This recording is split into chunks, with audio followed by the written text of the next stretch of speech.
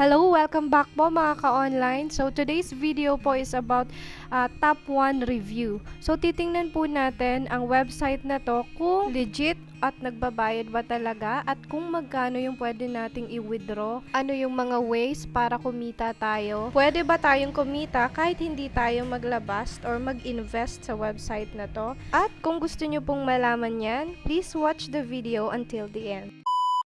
Hi, this is Debs and welcome to my channel kung saan nag-a-upload po tayo ng mga tutorials about home-based extra income tips and ideas, steps for fast YouTube growth, at nagre-review din po tayo ng mga applications and websites kung saan pwede tayong makakuha ng free money and cryptocurrencies online. Kaya naman kung bago pa lang po kayo dito, please don't be a stranger. Hit mo na yung subscribe button and the notification bell para lagi po kayong updated sa atin pong mga bagong uploads.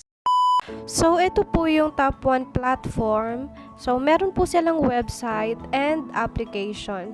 Pero kung gusto nyo pong ma-download yung application, kailangan nyo pong mag-register dito po sa kanilang website. And to register, kailangan nyo lang pong maglagay ng inyo pong account name, password, 6 to 20 letters and numbers daw po, and then confirm password, then click on register. And then, kapag magla-login po tayo, lalagay lang natin yung atin pong account name, password, and then meron po silang security verification, and then isolve lang po natin yon. Then, eto na po yung mismong account natin dito sa TopOne. Then, may makikita po tayo ditong notification, good news, the number of TopOne users exceeded 500,000.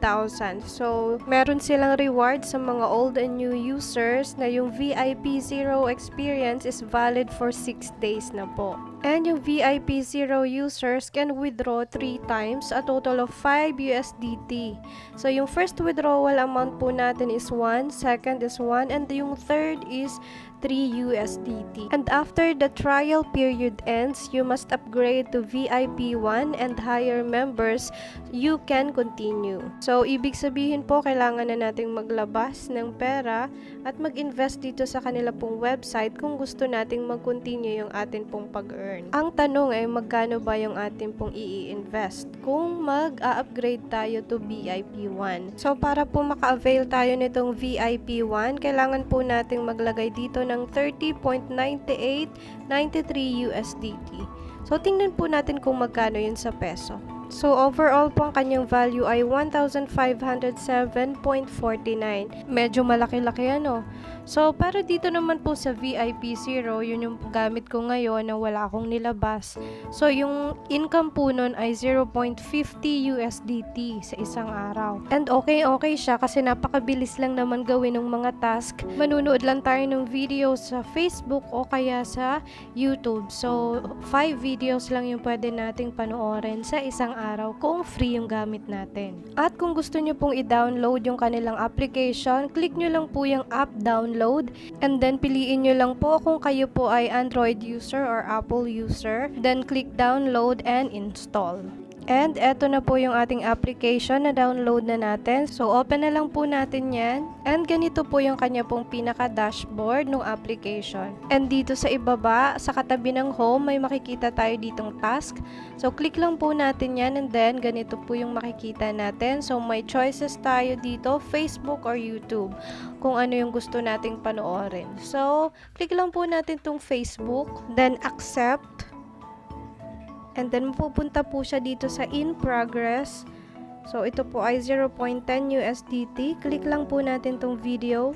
And then, may redirect po tayo sa atin pong Facebook. Oh, ang cute. So, yan po yung papanoorin natin. Tingnan natin kung gaano siya katagal. So, 52 seconds lang po siya. So, kailangan po nating tapusin niya na panoorin and then ilalike po natin siya. And then, pagkatapos po nating panoorin yan, back po tayo dun sa ating TopOne application and then makikita na natin dyan yung submit. So, click lang po natin yan and then mapupunta po yan dito sa under review. So, meron pa po tayong remaining na 3 task, kasi nagawa ko na yung 2 task kanina. So, ayan po, pumasok na siya. 0.10. So, medyo delay lang yung kanya pong pagpasok dito sa ating asset, pero okay lang yan. So at the end of the day, papasok at papasok pa rin yan dun sa atin pong earnings today. So ayan po, ubusin lang natin po yung atin pong natitirang task. So paborito ko po kasi dito sa Facebook kasi maikli lang yung mga videos dito, unlike dito sa YouTube medyo mahaba po. So, kailangan tapusin yun para makredit yung atin pong USDT. So, minsan hindi ko na rin napapansin yung time kasi ang gaganda rin naman ng mga video dito sa TopOne na pinapanood nila. So, ayan po. Mag-e-enjoy ka rin. So, ayan, medyo i-forward natin para hindi kayo mainit.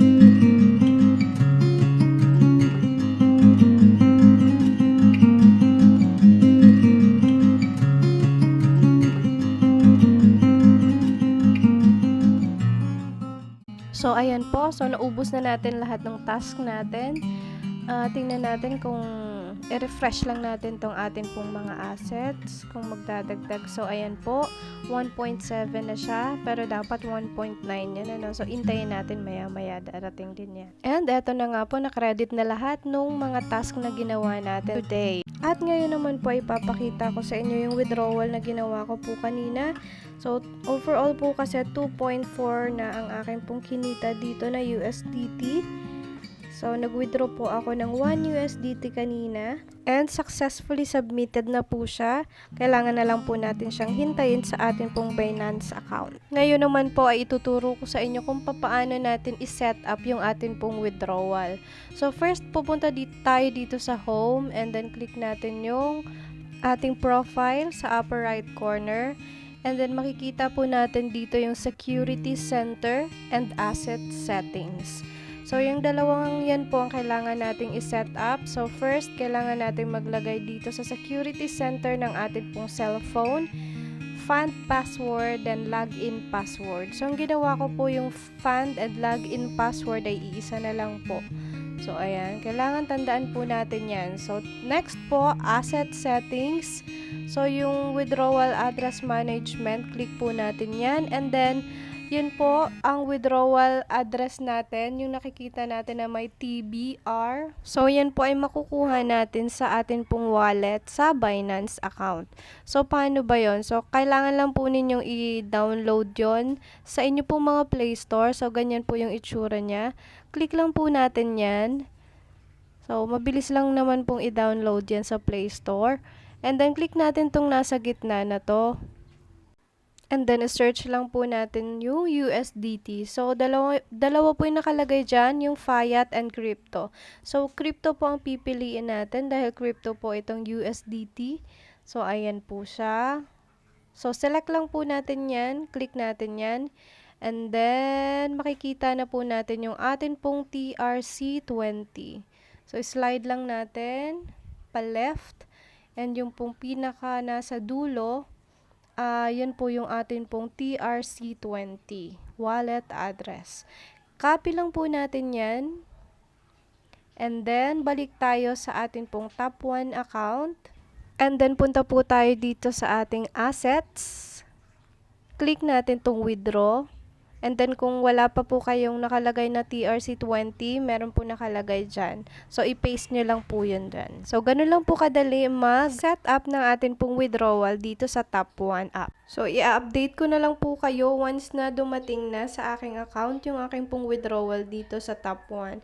So, kaka-withdraw ko lang po kasi kanina and ang withdrawal niya po is 24 hours. So, actually marami na pong kumita dito sa application na to kasi bagong-bago po ito at mainit-init pa siya. So, maganda po siyang gamitan habang bago pa. At kung mag-i-invest naman po kayo, so invest at your own risk na lang po. At mag-research din lang po tayo bago tayo maglabas ng atin pong pera.